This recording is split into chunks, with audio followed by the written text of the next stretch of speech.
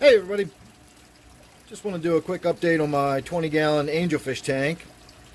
I recently had the light go out in this tank, and I had a floodlight over the center of it shining down into the middle as a temporary measure.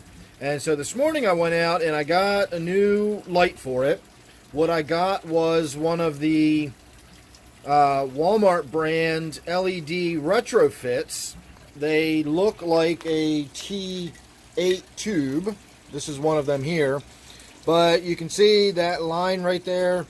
That is actually a strip of LEDs on the inside, so you've got to make sure it's positioned properly so that black line is facing outward, and that points the LEDs in the proper direction. And of course, as this lights up, this glass tube, and this really is glass, acts as a diffuser, and what you wind up with is what effectively looks like a fluorescent tube. But it's only 15 watts and it is an LED, so in theory it will last for years and years without ever burning out. So the problem I ran into was I've burned up some ballasts in some of these smaller light fixtures that I've got on some of my tanks. And I don't know if it's the ballasts, I don't know if it's the way the LEDs are wired, but I have had some issues with some ballasts going out, and I thought that's what the problem was again.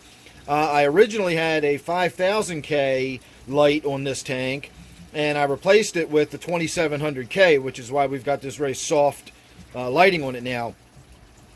And when I put the new tube in, nothing happened, and so I started getting some other fixtures from around the basement and started testing them out, and I was going to rig something up and just kind of jam a different light underneath of the plastic hood. And you know, I've got a few tanks that are like that.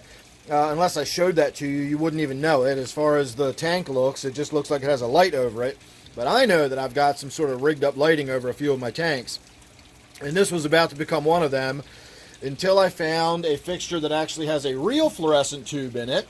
I turned it on, the tube worked, and so I was able to use that as a tester, and I was able to start going around and testing other fixtures. And this fixture here that was originally on the tank worked. It lit up that fluorescent tube. So I didn't understand why it was lighting the fluorescent tube but not the LED.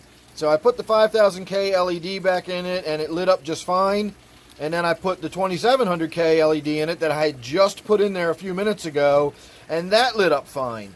So I don't know if there was a problem with the switch. I needed to just jiggle the switch around a little bit, but everything seems to be working fine, and we're back to the original lighting on this tank, with the exception of it being 2700K instead of 5000K. So as sketched out as all the fish are, you can see the angelfish is hiding in the background there. Even the cherry barbs, especially this little guy right there, that male in there, is a real humdinger. I really don't like that fish in there at all. He harasses everybody in the tank. He chases the female barbs around, he chases the diamond tetras around, he chases the angelfish.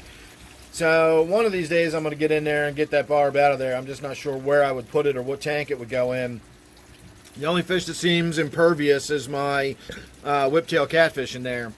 So at any rate, since everybody's already sketched out anyway, I may as well go ahead and swap it out and show you the difference. So I'm just going to put you on pause for a moment, swap out the lights, and you'll see the difference between the 2700K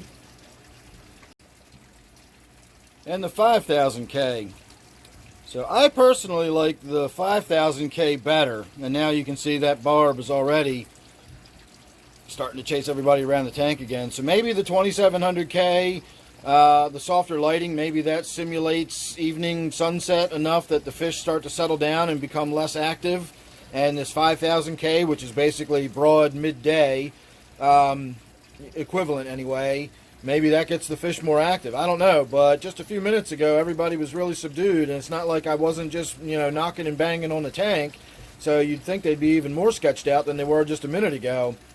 But at any rate, the more I stand here and watch that barb, the more I realize I've just really got to get that male barb out of there. This tank would be a very different tank if I got him out of there. In fact, it wouldn't look so sparse and empty. It's just everybody's hiding because that one fish seems to just terrorize this tank.